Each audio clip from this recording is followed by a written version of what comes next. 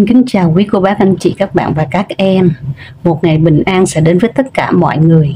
Trân trọng giới thiệu đến quý vị truyện ngắn Lời cuối cho cuộc tình. Người trẻ ơi, xin đừng ích kỷ về hạnh phúc của người già. Chuyến xe cuối cùng sắp rời bến mà hai người già tóc bạc trắng vẫn dùng dằng bên nhau. Giọng bà nghẹn ngào: "Anh vào trong đó, nhớ giữ gìn sức khỏe, đừng làm việc cố sức nhé." Ông buồn bã nắm bàn tay chai sần của bà: "Em nhớ điều trị dứt bệnh ho, để lâu ngày phổi bị hỏng đó." Hành khách ngồi trên xe nhìn xuống, ai cũng nghĩ vợ chồng già mà thương nhau quá thật là hiếm có. Nhưng thật ra họ không phải là vợ chồng. 30 năm về trước, bà là cô giáo dạy trẻ hóa bụa, một nách hai con thơ phải thuê quán để bán nước nuôi con. Còn ông thì bị vợ chê nghèo bỏ đi theo người khác, để lại 3 đứa con lít nhít cách nhau năm một. Ông thuê cái chòi cạnh quán nước của bà để sửa xe. Cùng khổ như nhau nên hôm nào nấu món ngon, bà nói với con gái lớn đưa qua cho mấy bố con. Còn nhà bà có gì hỏng hóc là ông lại xắn tay áo lên sửa giùm. Vì quá hận người vợ cũ nên ông không thể mở lòng với bất cứ ai. Nhưng dần dần lòng tốt của bà, sự chăm chỉ chịu khó của bà đã làm ông dịu lại. Thỉnh thoảng trong những giấc mơ của ông thấp thoáng bóng dáng duyên dáng mặn mà của bà. Ngặt một nỗi họ nghèo quá và ai cũng mang gánh nặng to tướng trên vai với bao nhiêu nỗi niềm, nên đành nhủ lòng chờ con lớn rồi tính.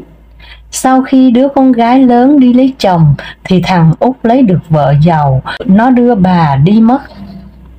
Cùng ở trong thành phố, nhưng có khi vài tháng bà mới về lại chốn xưa thăm ông được. Con dâu bà đẻ dày, mới chục năm đã 3 đứa. Mỗi lần ông ghé thăm, thấy bà tất bật cơm nước, giặt giũ, chạy đuổi theo cháu, đút từng muỗng cơm, ông đau lòng lắm. Con dâu bà mỗi lần thấy ông đến thì đá thúng đụng nia, khua bát đĩa loảng xoảng. Có lần ông nghe thấy nó vừa cười vừa mỉa mai hỏi bà: "Mẹ già rồi còn ham hố gì nữa?" Bà đứng cúi đầu như trẻ con phạm lỗi, nước mắt dâng dấn. Ông muốn gào lên là ông bà đâu có ham hố gì, nhưng nếu có ông bên cạnh thì những khi bà ho như xé ruột, ông sẽ vỗ lưng cho bà bớt ho, chứ không phải nằm vò võ một mình, ho suốt đêm, rồi sáng phải lo dậy nấu cơm hầu hạ gia đình con nó. Ông thương bà lắm, thương người phụ nữ sống với ai cũng chân tình, có trước có sau như bát nước đầy.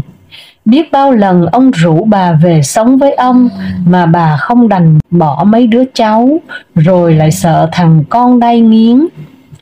Nó bóng dáng xa xôi rằng nếu bà đi ở với ông, về già có đau ốm gì thì đừng trông chờ vào nó. Còn đứa con gái thì nó nói với bà, nhà chồng nó khó khăn lắm, ưa soi mói lắm, nên bà cứ ở với vợ chồng thằng em, cho chị em nó được yên thân. Lần này ông đến báo với bà, chỗ ở của ông bị giải tỏa, con gái ông lấy chồng trong Nam, có mảnh vườn to lắm. Biết bà thích trồng trọt, chăn nuôi, nó nói ông đưa bà vào, hai người già thủ thỉ với nhau. Bà đau lắm, buồn lắm. 70 tuổi rồi chả còn biết sống được bao nhiêu năm nữa, nhưng bà không dám bước chân theo ông. Lần gặp này là lần cuối cùng, vì sau này Nam Bắc nghìn trùng xa cách. Xe chạy rồi chỉ còn mình bà ôm gối ngồi trong sân, nước mắt giàn giụa. 30 năm trước khi chồng bà mất sớm, bà đã nghĩ rằng cuộc đời mình thế là hết. Nếu không có ông âm thầm giúp đỡ, chăm sóc, che chở cho bà suốt bao năm qua, thì bà làm sao có thể lo cho các con cháu chu đáo được. Đời này kiếp này bà thương ông nhiều lắm. Đời này kiếp này bà đành lỗi hẹn với ông. Câu chuyện thứ hai, trái tim chưa nguội lạnh. Tôi lấy chồng đã gần 40 năm, tuổi tác làm cho Scott đẩy đà hơn. Từng là vận động viên marathon, giờ anh ấy chỉ có thể chậm rãi đi trong hành lang bệnh viện. Mái tóc anh thưa dần, lưng đã hơi còng xuống vì những năm tháng lao động vất vả. Thế nhưng ánh mắt vừa dịu dàng vừa sôi nổi của Scott vẫn khiến tôi muốn kéo anh chạy ùa ra đồng cỏ hệt như thuở chúng tôi còn trẻ. Khi người xung quanh hỏi tôi, điều gì khiến cho tình yêu của bạn kéo dài mãi mãi, tôi thầm điểm qua trong óc những lý do như sự ràng buộc, cùng chia sẻ những mối quan tâm, không ích kỷ. Còn gì nữa nhỉ? Vui nhộn, ngạc nhiên, thỉnh thoảng chúng tôi quay lại cái thời trẻ trung nghịch ngợm. Mới hôm qua, trong siêu thị, khách mua hàng tròn mắt khi thấy hai ông bà già. Chúng tôi tự cho mình là như vậy, hùng hổ mua hàng như ăn cướp. Chẳng là chúng tôi chia đôi danh sách những món cần mua và cá độ xem ai mua xong trước. Scott giành được giải thưởng là một cây kem, nhưng mới ăn được mấy miếng thì bị bể mánh.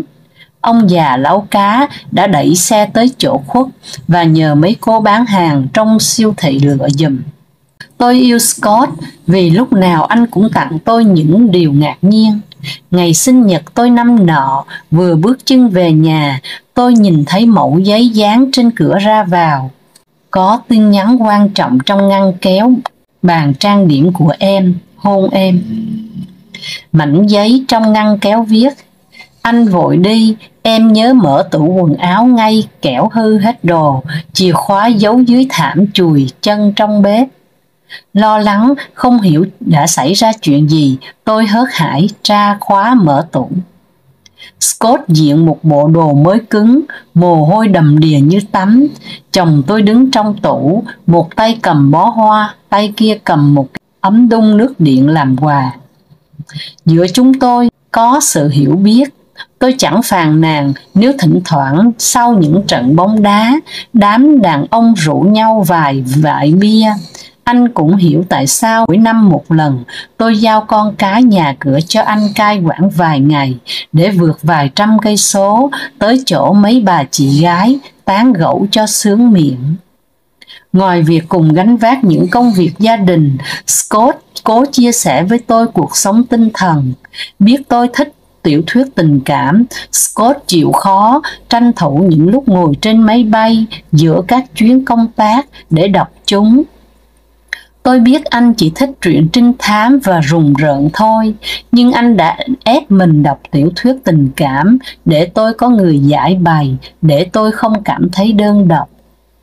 Chúng tôi sẵn sàng tha thứ cho nhau.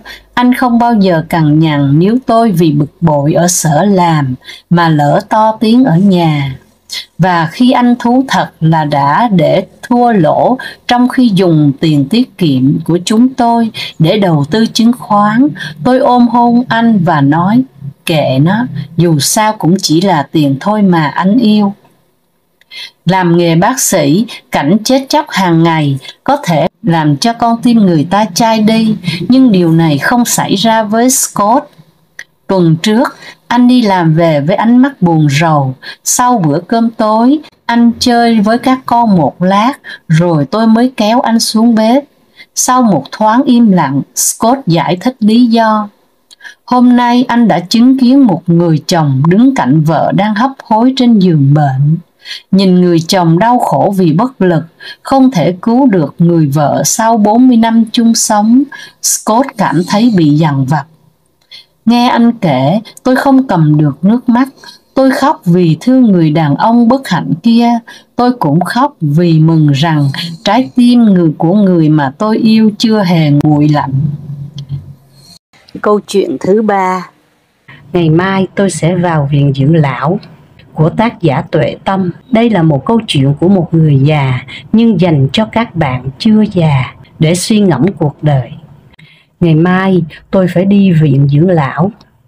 Không phải bất đắc dĩ thì tôi cũng không muốn đi viện dưỡng lão đâu. Nhưng mà từ khi sinh hoạt hàng ngày không còn có thể tự xoay sở, mà con gái vừa làm việc bận rộn, vừa phải chăm sóc cháu trai, không rảnh để quan tâm mình, nên dường như là sự chọn lựa duy nhất đối với tôi. Điều kiện sống ở viện dưỡng lão không tệ. Một mình, một gian phòng sạch sẽ, được lắp các đồ điện đơn giản, thực dụng, đầy đủ các loại phương tiện giải trí. Đồ ăn cũng ngon miệng, phục vụ rất chu đáo, bài trí xung quanh rất đẹp. Tuy nhiên giá cả đắt đỏ, tiền hưu của tôi nhất định không đủ trả. Nhưng tôi còn có nhà riêng của mình, đem bán nó đi, tiền cũng không còn là vấn đề nữa.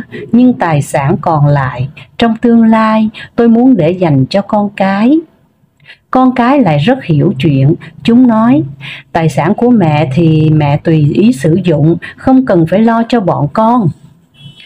Số tiền còn lại đúng là tôi muốn chuẩn bị để vào viện dưỡng lão. Sống trong nhà, kim chỉ, cái gì cũng không thiếu, rương hòm, ngăn tủ, ngăn kéo đều đầy ắp các loại đồ dùng. Quần áo 4 mùa, đồ dùng 4 mùa, chồng chất như núi. Tôi thích sưu tầm, tem sưu tầm đã trở thành từng chồng lớn. Ấm Tử Sa cũng đã hơn 10 cái. Còn có rất nhiều vật linh tinh cất giấu, nào là ngọc bích, hạt ốc chó, vật trang sức. Đặc biệt là sách, cả một mặt tường là giá sách, chật kín, đầy ắp. Rượu ngon thì mai đào, ngũ lương, rượu tây cũng phải mấy bình. Còn nguyên một bộ đồ điện gia dụng, dụng cụ nấu nướng, nồi xiên, son chảo, nồi niêu son chảo, củi gạo, dầu muối, đủ loại đồ gia vị, nhét chật đầy phòng bếp. Còn hơn chục cuốn album ảnh, nhìn một phòng tràn đầy đồ vật, tôi cũng thấy phát rầu. Viện dưỡng lão chỉ có một gian phòng, một cái tủ lạnh, một cái bàn, một cái giường, một cái ghế sofa, một tủ lạnh, một máy giặt, một tivi, một bếp từ, một lò vi ba. Căn bản không có chỗ để lưu những cái mà mình tích lũy. Trong chớp mắt, tôi đột nhiên cảm giác được những của cải này đều là dư thừa. Chúng cũng không thuộc về mình. Tôi chẳng qua là nhìn một cái, chơi một chút, dùng một lát. Chúng trên thực tế chỉ thuộc về thế giới này.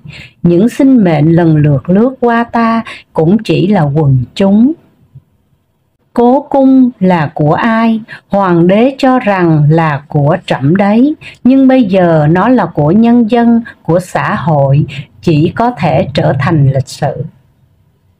Tôi bỗng nhiên hiểu ra tại sao Bill Gates muốn đem cho toàn bộ tài sản của mình, tại sao Jack Ma tuyên bố muốn tặng toàn bộ đồ cất giữ cho viện bảo tàng. Đó là bởi vì họ hiểu rồi tất cả vốn dĩ không phải của họ. Bọn họ chẳng qua là nhìn một cái, chơi một chút, dùng một lát, xin không mang theo, chết không mang đi. Chỉ bằng tích đức làm việc thiện thì lưu lại phúc cho con cháu, đó mới thật là sáng suốt. Một phòng đồ đạc của tôi thật muốn đem hiến tặng, nhưng lại không nỡ, phải xử lý chúng trở thành một vấn đề khó khăn. Con cháu lại chẳng dùng được bao nhiêu. Tôi có thể tưởng tượng lúc cháu mình đối mặt với những bảo bối tôi khổ tâm tích lũy thì sẽ đối xử như thế nào. Quần áo chăn đệm toàn bộ đều vứt đi, hơn chục cuốn album quý báu bị đốt sạch.